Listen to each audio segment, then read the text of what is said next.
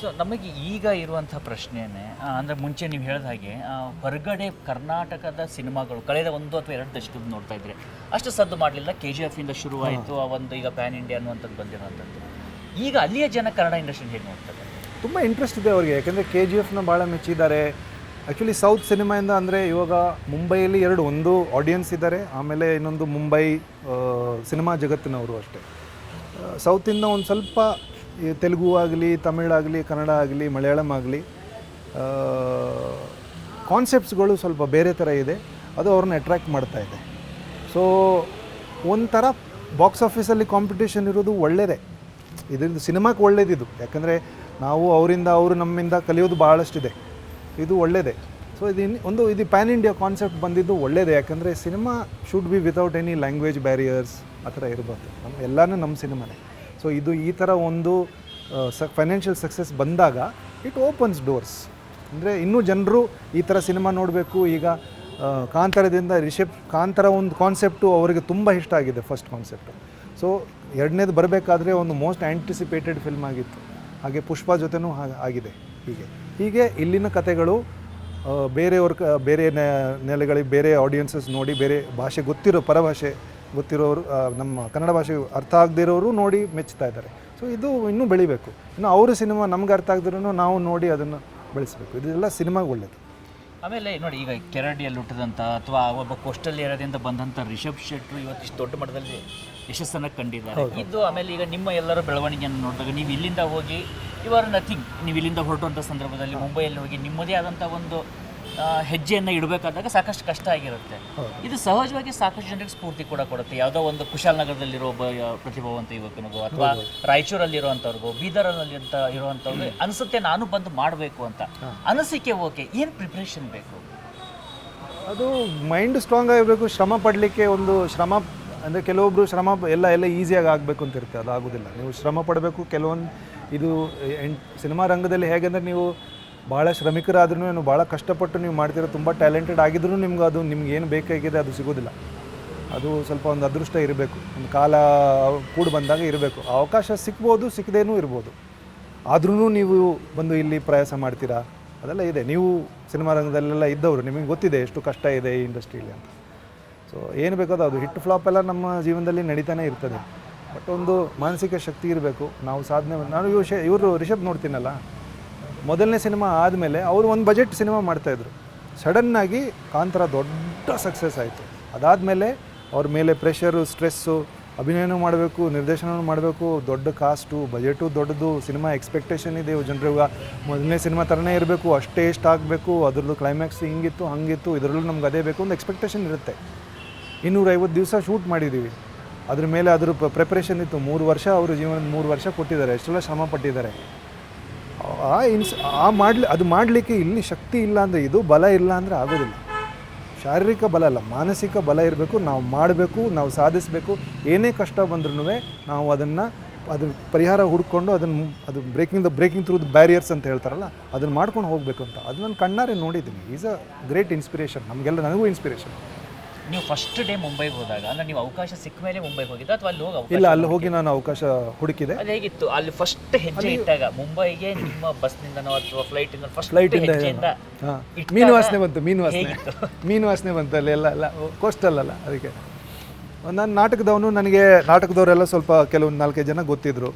ನಾನು ಒಂದು ತಂಡದ ಜೊತೆ ಸೇರಿಕೊಂಡೆ, ನಾಟಕ ಮಾಡ್ತಾಯಿದ್ದೆ. ಆಡಿಷನ್ಸ್ಗೆಲ್ಲ ಕರೀತಾಯಿದ್ರು, TV ಆಡಿಷನ್ಸ್ ಇರ್ತಾಯಿತ್ತು. ಆಮೇಲೆ ಅಡ್ವರ್ಟೈಸಿಂಗ್ ಅಂದರೆ ಅದು ಭಾಳ ದೊಡ್ಡ ಇಂಡಸ್ಟ್ರಿ, ಹಿಂದಿ ಇಂಡಸ್ಟ್ರಿ. ಯಾಕಂದರೆ ಅಲ್ಲಿ ಸಿನಿಮಾ ಇದೆ, ಟೆಲಿವಿಷನ್ ಇತ್ತು, ರೇಡಿಯೋ, ಆಮೇಲೆ ನಾಟಕ ರಂಗಭೂಮಿ ಇತ್ತು, ಆಮೇಲೆ ಅಡ್ವರ್ಟೈಸಿಂಗ್ ಇದೆಲ್ಲ ಇತ್ತು.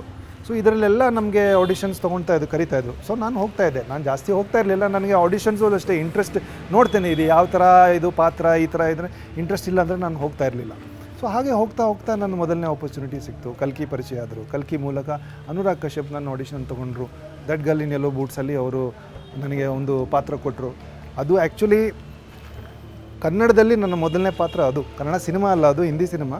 ಅಲ್ಲಿ ಶೂಟಿಂಗ್ನ ಮೊದಲನೇ ದಿವಸ ನಮಗೆಲ್ಲರಿಗೂ ಪರಿಚಯ ಇರೋ ಒಬ್ಬರು ಡೈರೆಕ್ಟರ್ ಇದ್ದಾನೆ, ತನಿಖಾ ಚಲಮುದಲಿ ಅಂತ. ಅವ್ನು ಬೆಂಗಳೂರವನು, ನನ್ನ ಜೊತೆ ನಾಟಕ ಎಲ್ಲ ಮಾಡಿದ್ದವನು. ಅವ್ನು ಕನ್ನಡ ಚೆನ್ನಾಗಿ ಬೆಂಗಳೂರವನಲ್ಲ, ಕನ್ನಡ ಮಾತಾಡ್ತಾನೆ. ಸೊ ನಾನು ಹೇಳಿದೆ ಅನುರಾಗ್ಗೆ, ಇವನು ಬೆಂಗಳೂರವನು, ನನ್ನ ಕ್ಯಾರೆಕ್ಟ್ರು ಬೆಂಗಳೂರಿನಿಂದರು, ನಾವು ಕನ್ನಡದಲ್ಲಿ ಇಂಪ್ರೊವೈಸ್ ಮಾಡ್ಬೋದಾ ಅಂತ ಹೇಳಿದೆ.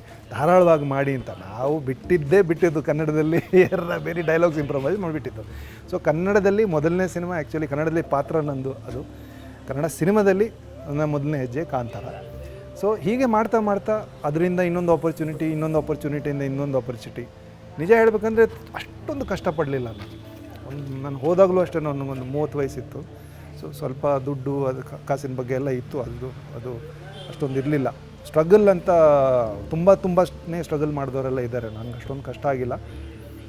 ಅದೃಷ್ಟದಿಂದ ಒಳ್ಳೆ ಜನರು ಸಿಕ್ಕಿದ್ರು. ಅನುರಾಗ್ ಕಶ್ಯಪ್ ಅಂತಾರೆ ಒಳ್ಳೆ ಜನರು, ಇವರು ರೋಹನ್ ಸಿಪ್ಪಿ ಇಂಥವರೆಲ್ಲ ನನಗೆ ಒಳ್ಳೆ ಅವಕಾಶ ಕೊಟ್ಟರು. ನನ್ನನ್ನು ಚೆನ್ನಾಗಿ ನೋಡಿಕೊಂಡ್ರು. ನನ್ನಲ್ಲಿ ಭರವಸೆ ಇತ್ತು ಅವರಿಗೆ. ಸೊ ಈ ಥರ ಜನ ಸಿಕ್ಕಿ ಒಳ್ಳೆ ಅವಕಾಶ ಕೊಟ್ಟಾಗ ನಾನು ಆ ಅವಕಾಶನ ಚೆನ್ನಾಗಿ ಉಪಯೋಗಿಸ್ಕೊಂಡಿದ್ದೀನಿ. That credit is mine. ವೈಯಕ್ತಿಕವಾಗಿ ಅನುರಾಗ್ ಕಶ್ಯಪ್ ಅಥವಾ ಇವರೆಲ್ಲ ಹೇಗೆ? ಯಾಕಂದ್ರೆ ತುಂಬಾ ಜನ ಏನಂದ್ರೆ ಒಂದು ಯಾವುದೋ ಇಮೇಜಲ್ಲಿ ನಾವು ನೋಡೋಂಥದ್ದು ಇರುತ್ತೆ. ಹೊರಗಡೆ ಇರೋರು ಇಮೇಜಲ್ಲಿ ಸಹ ನೋಡ್ತಾರೆ, ಆದರೆ ಅವ್ರ ಜೊತೆಲಿ ವ್ಯಕ್ತಿಯಾಗಿ ನೀವು ಹಾಗೆ ಅವರ ಇಮೇಜ್ ಹೇಗಿದೆ, ಅವ್ರಿಗೆ ಕೆಲವೊಂದು ಸರಿ ಏನೇನೋ ಹೇಳ್ಬಿಡ್ತಾರೆ ಅವರು. ಅದರಿಂದ ತುಂಬ ಕಷ್ಟನೂ ಆಗಿದೆ ಅವರಿಗೆ. ಬಟ್ ಅವ್ರು ಹಾಗೆ. ಬಟ್ ನನಗೆ ತುಂಬ ಇಷ್ಟ ಅವ್ರ ಮನಸ್ಸು ತುಂಬ ಚಂಚಲ ಮನಸ್ಸು. ಅವರು ಸಿನಿಮಾದವರು.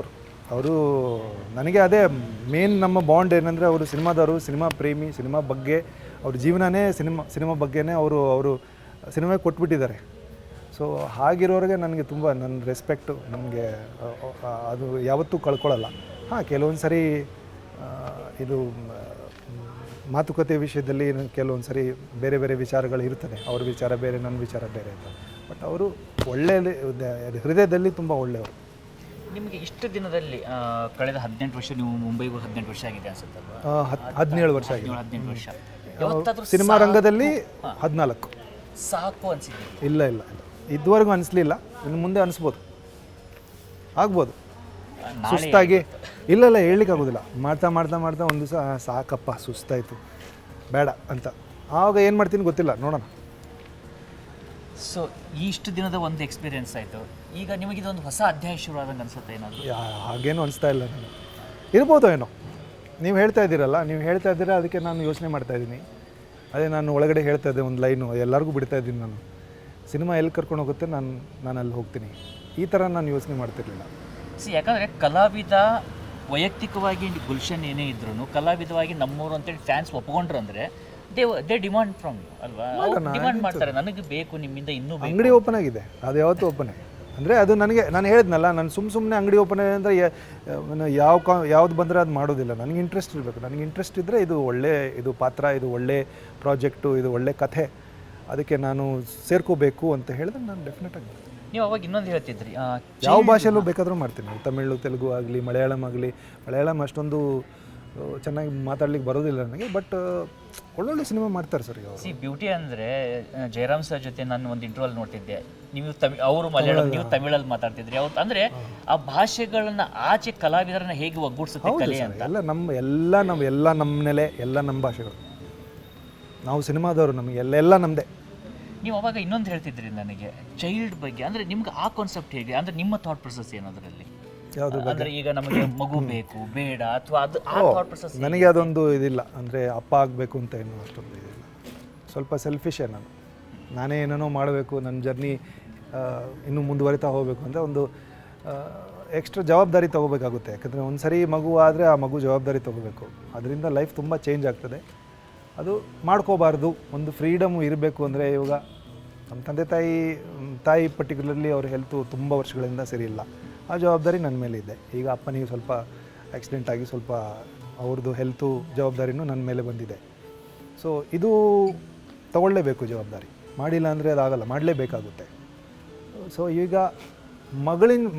ಇದು ಮಗ ಇಲ್ಲ ಮಗಳು ಇಲ್ಲ, ಮಕ್ಕಳಿನ ಜವಾಬ್ದಾರಿ ಅದು ನನ್ನ ಕೈಲಿದೆ. I can decide whether I want to take it or not ಅಂತ.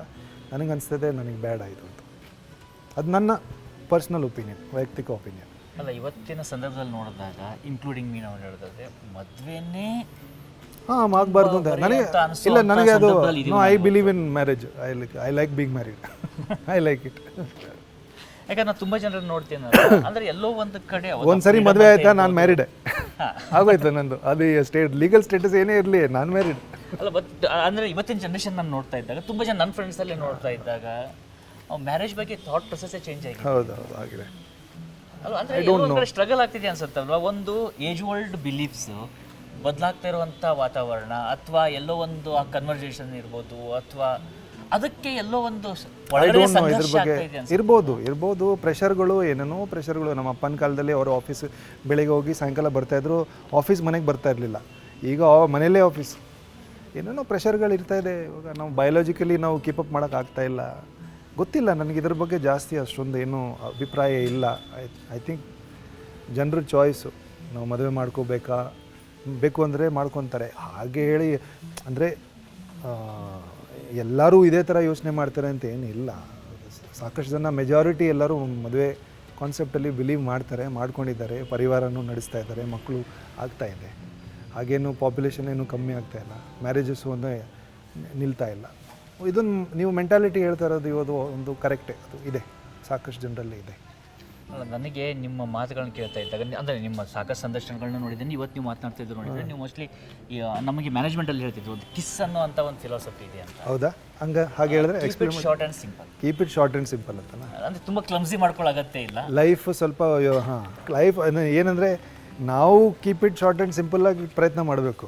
ಆದರೆ ಪ್ರಪಂಚ ಅದು ನಮ್ಮ ಫೀಲಿಂಗ್ಸ್ ಬಗ್ಗೆ ನೋಡಲ್ಲ. ಇದು ನೇಚರ್, ಅದೇನು ಮಾಡಬೇಕು ಅದು ಮಾಡ್ತದೆ. ಅದು ನಾವು ಅಡ್ಜಸ್ಟ್ ಮಾಡಿಕೊಂಡು ಮುಂದುವರಿಸ್ಬೇಕು ಅಷ್ಟೇ.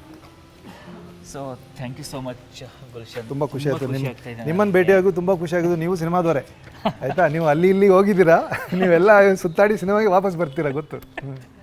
ಸೊ ಬಟ್ ತುಂಬ ಖುಷಿ ಆಯಿತು ನನಗೆ, ಯಾಕಂದರೆ ನಾನು ಆ್ಯಸ್ ಎ ಫ್ಯಾನ್ ಬಾಯ್ ಆಗು ಕೂಡ ನೋಡ್ತಾ ಇದ್ದಾಗ ಬಿಗಿನಿಂಗಲ್ಲಿ ಗುಲ್ಶನ್ ದೇವಯ್ಯ ಅಂತ ಅಂದಾಗಲೇ ನನಗೆ ಅಂದರೆ ನನಗೆ ಆ ಸ್ವಾರ್ಥ ಇದೆ. ಕನ್ನಡದವರು ಅಂದಾಗ ನನಗೆ ಎಕ್ಸ್ಟ್ರಾ ಸ್ವಾರ್ಥ ಇದೆ. ಆ ಗುಲ್ಶನ್ ದೇವಯ್ಯ ಅಂತೇಳಿ, ಆಮೇಲೆ ಇನ್ನೊಬ್ಬರು ನಾವು ಅವಾಗ MTVಯಲ್ಲಿ ನೋಡ್ತಿದ್ವಿ, ನಿಖಿಲ್ ಚಿನ್ನಪ್ಪ. ನಿಮ್ಮಿಬ್ರು ಅಂದರೆ ನಮಗೆ ಕನ್ನಡ ಕನೆಕ್ಷನ್ ಇದೆಯಲ್ಲ, ಸೊ ಅದು ಅವತ್ತಿಂದ ಫಾಲೋ ಮಾಡ್ಕೊತ ಶೈತಾನ್ ಫಿಲ್ಮಲ್ಲಿ ನಾವಿಬ್ಬರು ಇದ್ದೀವಿ ಜೊತೆಗೆ, ನಿಖಿಲ್ ಚಿನ್ನಪ್ಪ ನಾನು.